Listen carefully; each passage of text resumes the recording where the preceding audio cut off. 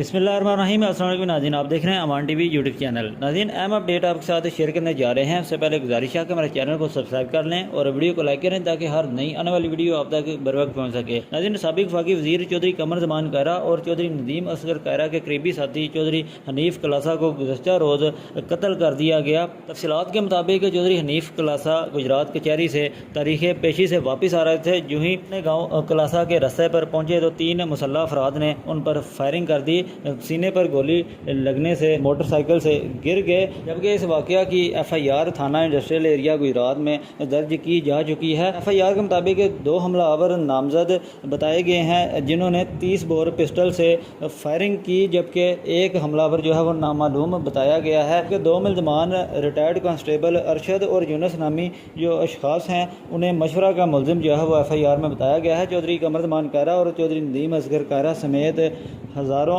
अफराद ने चौधरी हनीफ कलासा की नमाज जनाजा में शिरकत की। मज़ीद अपडेट्स के लिए देखते रहें अवान TV।